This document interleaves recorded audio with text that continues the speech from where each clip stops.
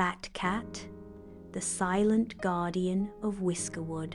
With a stitched leather cape, homemade from an old glove, and a tiny black mask, BatCat patrolled rooftops, alleyways, and gardens, protecting the innocent and punishing the poor thieves of the night.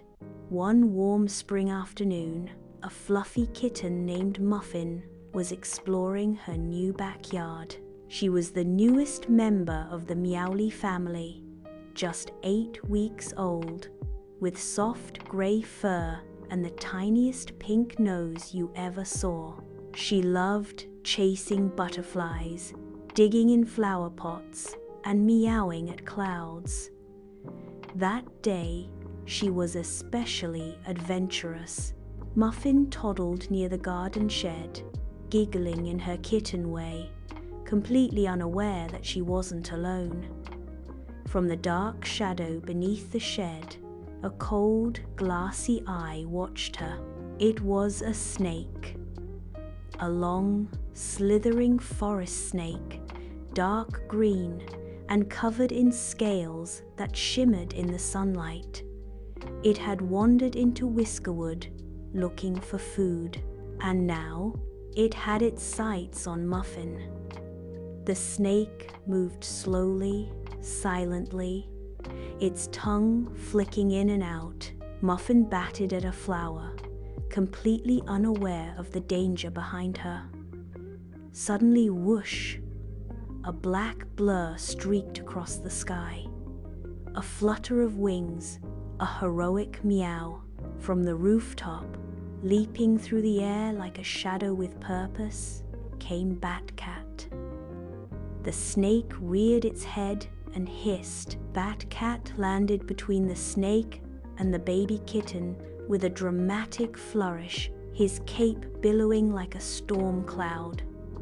"You picked the wrong garden, Slitherbelly," he growled. The snake struck like lightning, but BatCat was faster. He dodged to the side, his claws out, eyes locked on the enemy.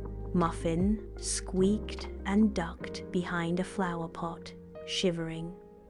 With fearless paws, BatCat engaged the snake in a whirlwind of feline fury. He used a flying tail whip, a double paw swipe, and a move he invented called the Pounce of Justice.